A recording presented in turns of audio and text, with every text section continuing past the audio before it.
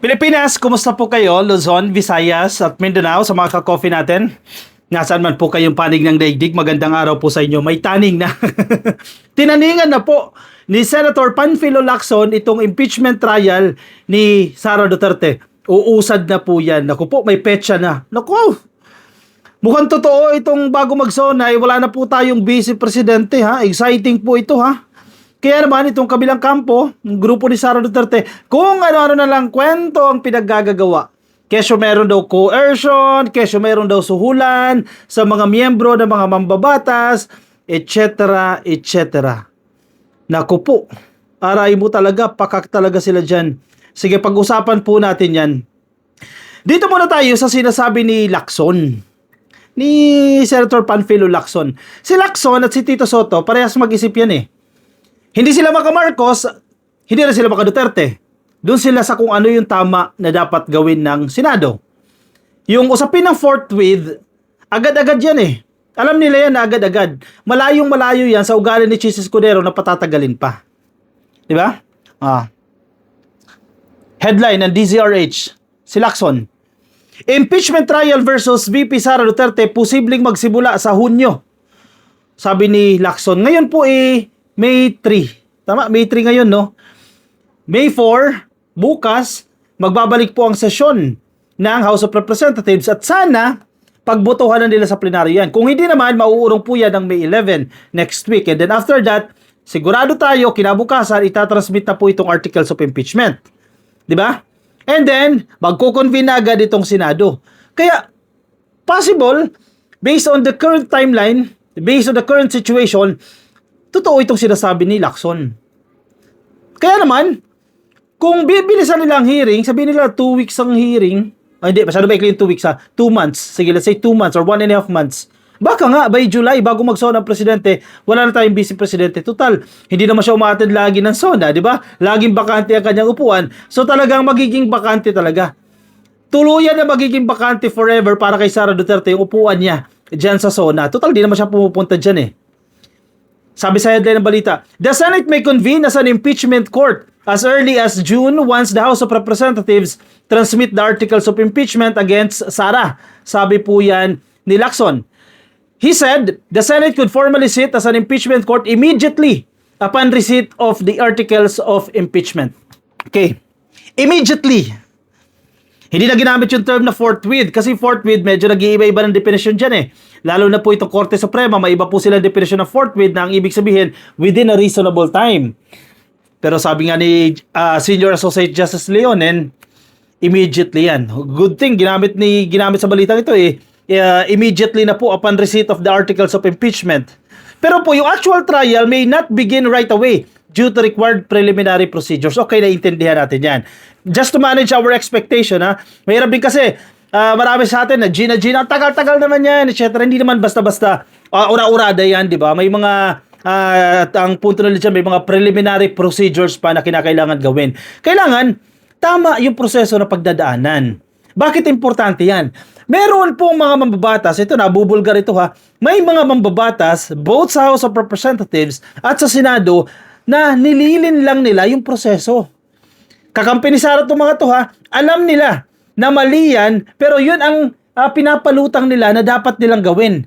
Para mahanapan ng butas ni Sara at tumakbo sila ng Korte Suprema, ipadeklara na naman nila na unconstitutional itong impeachment proceedings. Hinto na naman yan. 1-year rule ban na naman yan. Atras na naman tayo sa next year. Yan ang kanilang diskarte. Hahanapan nila yan ng technicalities. Kaya dapat maingat. Tulad nga ng pinupunto ko sa inyo kanina, just to manage our expectation. Magkakaroon muna ng preliminary investigation and baka by June, magkakaroon na po ng hearing. Okay? Malinaw na po yan. Ito po yung tanong. Papaano kung mag-resign si Sara Duterte? Which is, lumulutang yung option na yan kay Sara Duterte. Papaano? Anong sagot dyan? Hati po yung opinion ng taong bayan dyan. May mga nagsasabi, actually not the taong bayan lang, no? Pati mga luminaries, mga legal experts, hati po yung kanilang opinion dyan. May nag-a-advise, mag-resign ka na Sara kasi pag nag-resign ka, hindi ka technically kukonvict sa impeachment. Therefore, yung perpetual disqualification will not take effect. Therefore, pwede kang tumakbo sa pagka-presidente pagsapit po ng 2028. That's one of the best options na sinasabi ng mga dilis. Pero, on the other hand, sinasabi rin ng kampo nila kapag nag-resign ka, in a way, bagay ito hiya admission ba na ginawa mo yung krimen na yun kasi nag-resign ka. Kumbaga, bakit ka nagpatalo? Bakit ka nag-give in? So, inaamin mo na ginawa mo yung pagnanakaw kung magre-resign ka. So, dalawa po yan na binabalanse. Ano mangyayari? If ever na mag-resign, basahin natin yung punto dito ni Senate President Tito Soto. Ito, batikan na ito sa Senado. So, I think may merito naman yung kanyang mga sinasabi dito, no? Oh, nasa balita. Doon lang tayo sa totoo, ha? Huwag tayo mag-fake news, ha? Ito yung chances. If an impeached official resigns, basahin natin verbatim. If an impeached official resigns while his or her trial in the Senate is underway, legal uncertainties emerge. Sa Tagalog po, habang umuusad na po yung trial, yung hearing, yung pagdinig dyan sa Senado, at biglang nag-resign yung tao na ini-impeach o na sinasubject sa impeachment trial, nagkakaroon po ng mga legal uncertainties, mga kaguluhan, pagkalito sa usaping legal. Hopefully tama yung translation natin dyan, ha? Particularly on whether the case becomes moot or if disqualification from future office remains on the table. Mapapawalang bisa ba yan? Or yung yung sinasabi ko sa inyo na perpetual disqualification ay mananatili pa rin. Ibig sabihin, hindi pa rin siya makakatakbo sa kahit na naman pong posisyon sa gobyerno. Yan po yung pinag-uusapan ngayon. Based on the impeachment primer from the University of the Philippines College of Law, UP College of Law, ha? If an official is impeached, Congress has essentially found sufficient grounds to charge the official so that he or she may be tried in the Senate. Okay. Marami nalilito dito. Linawin natin, ha. Ang salitang impeached, past tense, ha, nangyari na. Na-impeach na. Kapag sinabi mong na-impeach na, sa House of Representatives pa lang po yan. Again, kapag nakakuha po ng 1/3 votes, diyan sa House of Representatives, na-impeach na siya.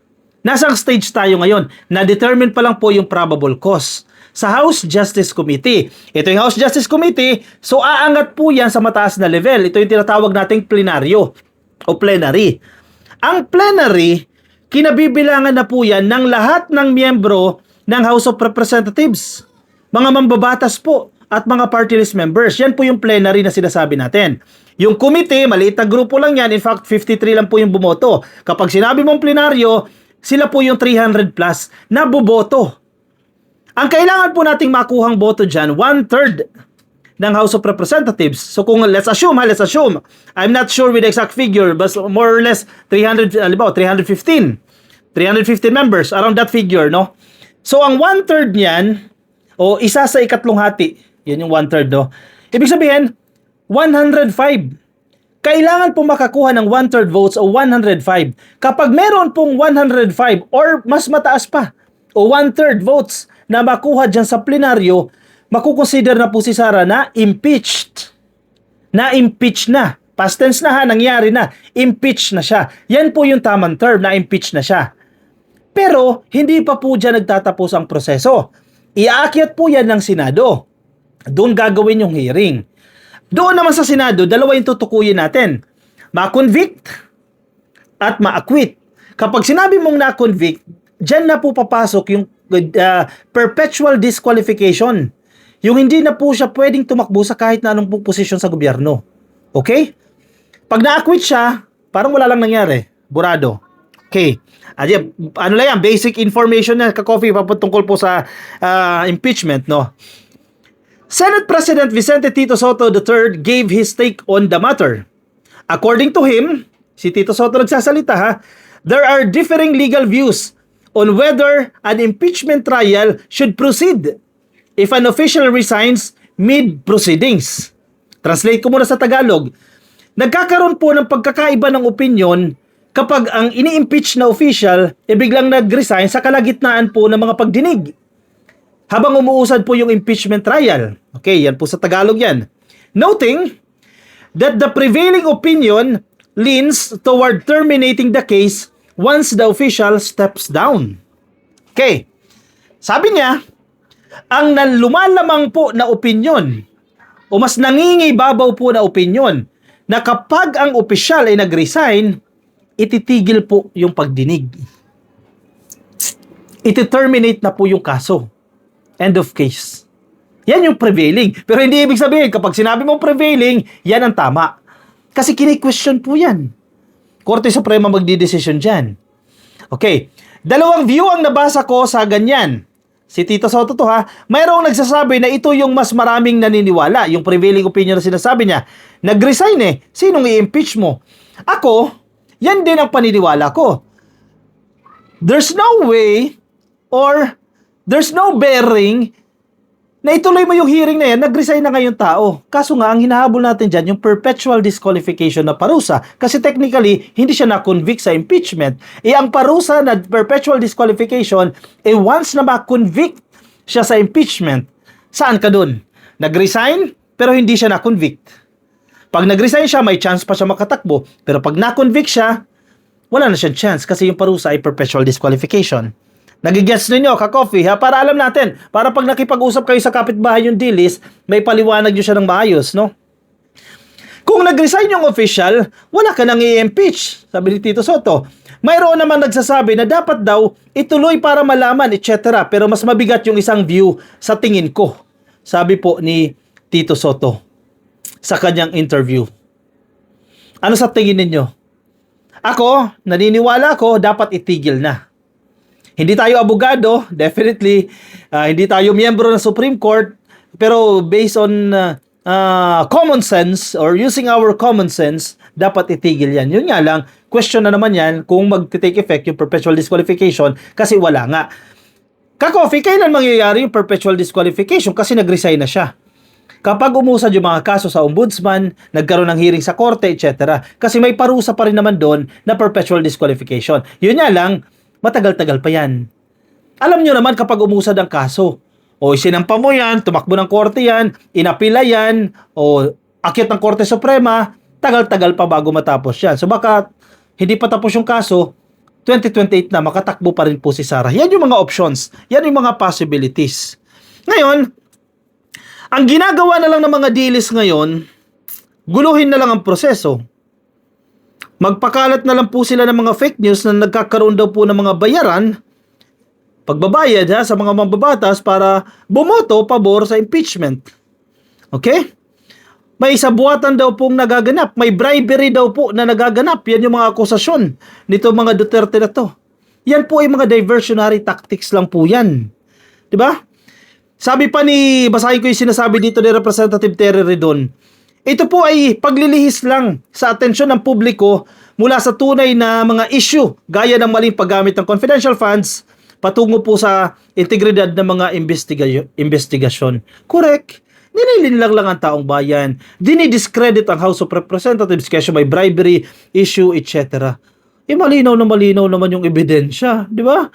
Ayan yung ebidensya. Yung sinabi ni Trillanes, ayaw niya maniwala kay Trillanes, pero kinumpirma ng AMLC. Ano pang didinayin nyo dyan? Malinaw. Paano naging gawa-gawa yan? Bank transactions. Base sa AMLC, yan yung mga suspicious account. 6.7, almost 6.8 billion pesos. Tapos, sabihin nyo, may bribery, may panlilinlang, fake news po yan. Diba? Dinidiscredit nila yung proseso. Gusto nilang pasamain ang naging proseso para hindi igalang lalo ang House of Representatives. Ang style nito mga Duterte na to. Samantalang napakadali na ipaliwanag ninyo bakit may bilyones sa inyong mga bank account. Hindi nyo magawa yan. Doon kayo sa technicalities. Silip ng mga technicalities. Pero mas matalino ang taong bayan ngayon, di na kayo makakalusot. O siya, i-komento po ang inyong opinion, reaksyon dyan sa comment section para mabasa po ng iba natin mga ka-coffee. Mga nasa Facebook, baka di pa po kayo naka-like and follow, please. Like and follow na po kayo sa YouTube. Marami na tayo sa YouTube, sa Facebook, like and subscribe, follow, TikTok, subscribe. I'll see you in the next video. Bye-bye.